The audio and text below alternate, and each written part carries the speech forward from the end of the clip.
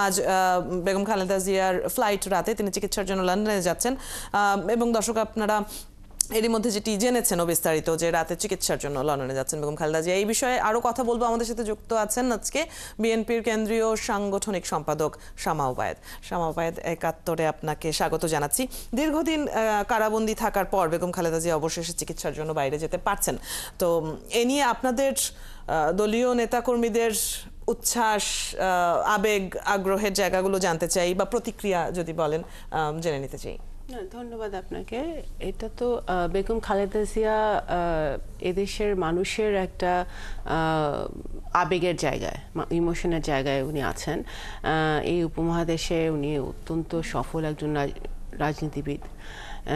So উনি এতদিন ধরে অসুস্থ ছিলেন, একটা প্রতিহিংসামূলক মামলায় উনি জেলখানায় ছিলেন এবং জেলখানায় ওনাকে যেইভাবে রাখা হয়েছিল, অত্যন্ত অমানবিক একটা পরিবেশে উনি ছিলেন, যেটাতে যেই কারণে ওনার শারীরিক অবস্থার আরও বেশি অবনতি হয়েছে সেই সময়।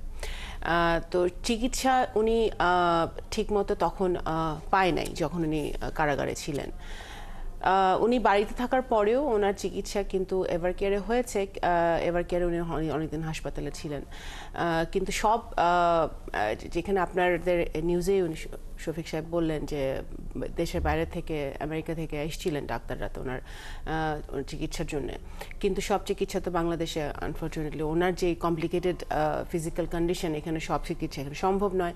আমরা বহু বছর ধরে তৎকালীন শেখ হাসিনার সরকারকে, ফ্যাসিবাদী সরকারকে বলে আসছিল পরিবার থেকে, দল থেকে, সেটার কোনো রেজাল্ট তো আমরা পাই নাই। এখন সারা বাংলাদেশের মানুষ, শুধু বিএনপি না, আমি মনে করি সকল বাংলাদেশের মানুষই এখন একটা শান্তির নিঃশ্বাস ফেলছে যে আলটিমেটলি উনি দেশের বাইরে যেতে পারবে। একটা চিকিৎসা, মানে ভালো চিকিৎসা যেটা ওনার প্রয়োজন, যে চিকিৎসার জন্য ওনার মানে অ্যাকচুয়ালি ইমপ্রুভমেন্ট হচ্ছিল না, সেই চিকিৎসাটা উনি করে মানে সুস্থ হয়ে দেশে ফিরে আসতে পারবে, সেটাই কিন্তু সবার আশা। এবং আমাদের সকলের নেতাকর্মীরা আমি মনে করি, আমি কালকেও অ্যাকচুয়ালি আমার গ্রামের বাড়িতে ছিলাম, আমি দেখলাম যে প্রত্যেকেই ওনার জন্য দোয়া করছেন। সারা বাংলাদেশের মানুষ ওনার জন্য দোয়া করছেন যে উনি যেন সুস্থ হয়ে ভালো হয়ে ফিরে আসতে পারেন। এবং যেমনটি আমরা জানছিলাম, আমাদের সহকর্মী যিনি আজকের আপডেটগুলো দিচ্ছিলেন নিরাপত্তা ব্যবস্থা থেকে শুরু করে সবকিছু, তিনি বলছিলেন যে ওখানে যেহেতু দীর্ঘদিন ধরে তার বড় ছেলে বসবাস করছেন, ওখানে বিএনপির নেতাকর্মীরাও রয়েছেন, সেক্ষেত্রে এই চিকিৎসার যে সফর, এর পাশাপাশি সেখানে দলীয় কোনো কার্যক্রম হওয়ার সম্ভাবনা দেখেন কিনা? না, উনি তো চিকিৎসার জন্য মেইনলি যাচ্ছেন, দলীয় কার্যক্রম তো উনি বাংলাদেশেও করছেন না, এবং ওনার করার মতো ওনার শারীরিক অবস্থাও সেই অবস্থায় নেই ওনার।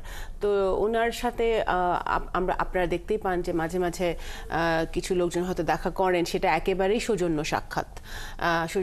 সে তার বাইরে কিন্তু উনি বাংলাদেশেও এত নেতাকর্মী আছে, লক্ষ লক্ষ নেতাকর্মী বিএনপির, উনি ওভাবে কিন্তু ইনভলভ হচ্ছেন না ওনার শারীরিক কারণে। এবং আমি মনে করি লন্ডনে উনি যাচ্ছেন, এটা সবচেয়ে বড় যেটা এখানে আনন্দের বিষয়, যে এতদিন পরে উনি ওনার ছেলেকে দেখবেন, আমাদের ভারপ্রাপ্ত চেয়ারম্যান সাহেবের সাথে ওনার দেখা হবে, ওনার নাতনিদের সাথে ওনার দেখা হবে। তো সেই জায়গা থেকে আমি বলবো একটা আবেগঘন পরিবেশ তৈরি হবে, এবং ওনার এটা প্রয়োজন এখন, যে উনি এখানে তো একটা একাকিত্বের জীবনযাপন করেন, যেটা আমরা কেউই কিন্তু মানুষ হিসেবে আশা করি না। তো ওখানে গেলে উনি ওনার পরিবারের সাথে থাকবেন, ওনার বড় ছেলে, ওনার ছেলের বউ জুবাইদা রহমান, সবাই ওনার চারপাশে থাকবেন, পরিবারের সদস্যরা থাকবেন, এবং সেটাতেই কিন্তু মানসিকভাবেও অনেক সময় মানুষ আরও একটু বেটার ফিল করে। তো আমি মনে করি ওনার এই সফরটা চিকিৎসার মধ্যে সীমাবদ্ধ থাকবে, এবং নিশ্চয়ই পারিবারিক পরিবারের সাথে সময় দিবেন, সেটাই গুরুত্বপূর্ণ। এবং তার সাথে সফর সঙ্গী হিসেবে যারা যাচ্ছেন তাদের ব্যাপারেও একটু জানতে চাই।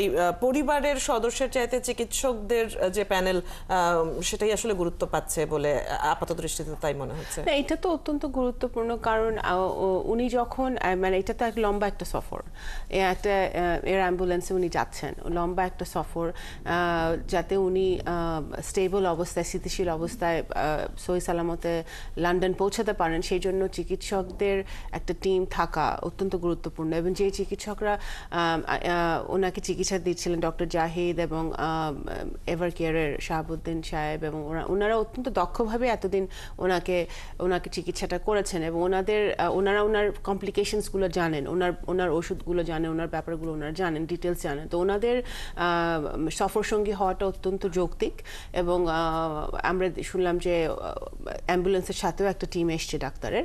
তো সুতরাং ওনার এই লম্বা সফরে উনি যাতে কোনো রকম প্রবলেম ছাড়া, কোনো রকম কমপ্লিকেশন ছাড়া পৌঁছাতে পারে, সেই জন্য ডাক্তারদের অবশ্যই মানে ওনাদের প্রাধান্যটাই তো থাকার যৌক্তিকতা আছে।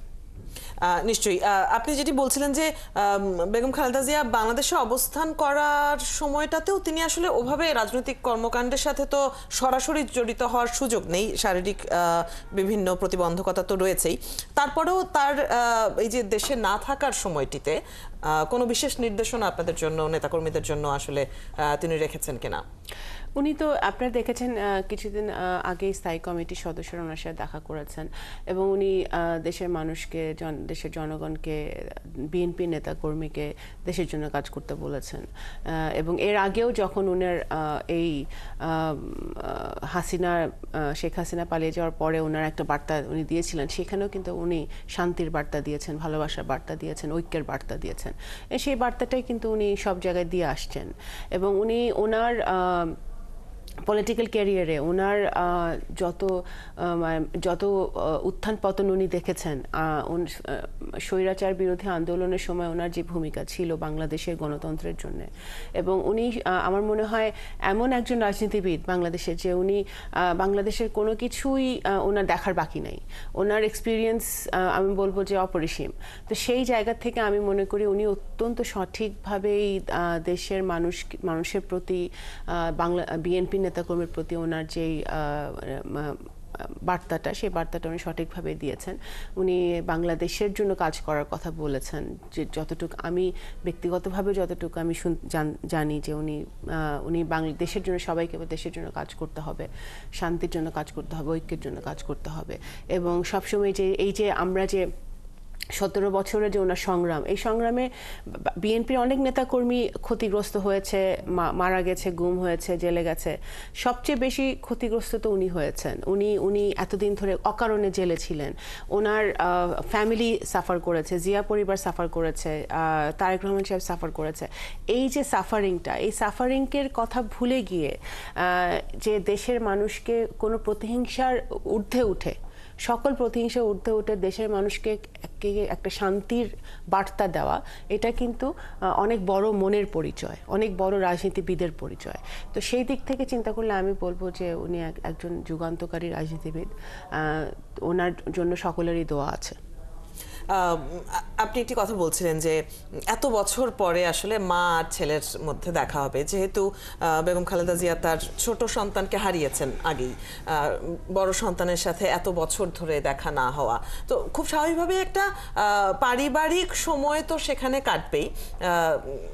তারপরেও যদি জানতে চাই যে তারেক রহমান লন্ডন থেকে অনেক সময় বিভিন্ন ধরনের নির্দেশগুলো দিচ্ছেন, কিংবা নেতাকর্মীদের সাথে যুক্ত হচ্ছেন, কথা বলছেন, এখন এই সময়টাতে যখন হয়তো একটু পারিবারিক ব্যস্ততা বেশি থাকবে, সেই সময়টাতে দেশে দলীয় কার্যক্রমগুলো মূলত দেখাশোনা করা কিংবা কাজ ভাগ করে দেওয়ার ব্যাপারটা কি হয়েছে কিনা?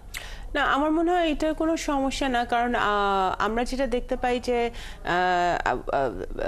দেশনেত্রী বেগম খালেদা জিয়া তো আগেও দেশের বাইরে গিয়েছেন, এবং আমরা যেটা দেখতে পেয়েছি এই বিগত বছরগুলোতে ভারপ্রাপ্ত চেয়ারম্যান জনাব তারেক রহমান অত্যন্ত সফলভাবে দল পরিচালনা এবং দেশের জন্য কাজ করার যে ব্যাপারটা উনি কন্টিনিউয়াসলি করে যাচ্ছেন। আমার কাছে মনে হয় না যে এটা কোনো ঘাটতি হবে বা আছে।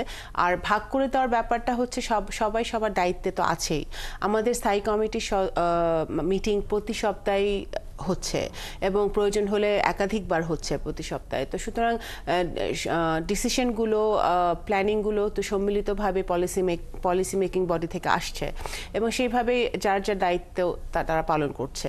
তো আমার মনে হয় না যে দেশনেত্রী বেগম খালেদা জিয়া বাংলাদেশে না থাকাটা অবশ্যই বাংলাদেশের জন্য একটা শূন্যতা, কিন্তু সেইটার কারণে দলীয় কর্মকাণ্ডে বা সাংগঠনিক কর্মকাণ্ডে বা আমাদের ভারপ্রাপ্ত চেয়ারপারসন যেভাবে আমাদেরকে দলের প্রতিটা নেতাকর্মীর সাথে যুক্ত আছেন, কাজ করছেন, সেটাতে কোনো ব্যাঘাত ঘটবে না।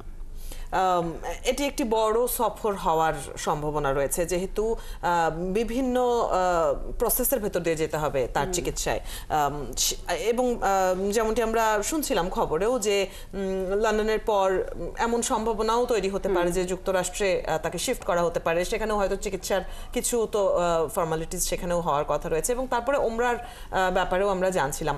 তো দলীয়ভাবে কোনো ধরনের রুট প্ল্যান ইতিমধ্যেই করা হয়েছে কিনা তার এই বড় সফরটি ঘিরে? সব কিছুই ডিপেন্ড করবে দেশনেত্রী বেগম খালেদা জিয়ার শারীরিক অবস্থার উপরে।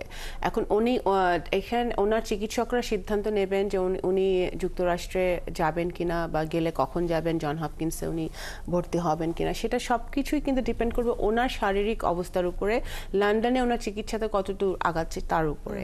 এবং আপনারা জানেন পুরো ব্যাপারটাই মানে তত্ত্বাবধানে আছে আমাদের ডক্টর জুবাইদুর রহমান। তো ওনারা সিদ্ধান্ত নেবেন যে কখন এটা হবে। এবং ওমরা পালনের ব্যাপারটাও তো শারীরিক একটা শক্তির ব্যাপার আছে, একটা এনার্জির ব্যাপার আছে, সেটাও ডিপেন্ড করবে ওনার শারীরিক অবস্থার উপরে। তো এখানে এখন কিন্তু রুট প্ল্যানটা করাটা I think it's too early.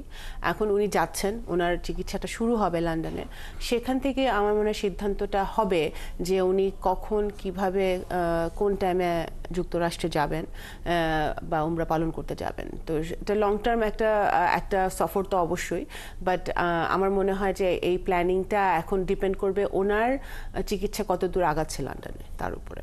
এবং লন্ডনে যারা তার চিকিৎসা যে ডাক্তাররা করবেন তাদেরও নিশ্চয়ই তাদেরও পরামর্শ অবশ্যই থাকবে, অনেক ধন্যবাদ শামা ওবায়েদ। আমরা খালেদা জিয়ার সফর নিয়ে আলোচনা তো করছিলামই, একই সাথে দলের বিভিন্ন কার্যক্রমের প্রসঙ্গক্রমেই উঠে আসছিল। আমরা নিশ্চয়ই পরবর্তী সংবাদেও আপনার সাথে যুক্ত হতে চাইব। অনেক ধন্যবাদ আজকে আমাদের সাথে যুক্ত হওয়ার জন্য।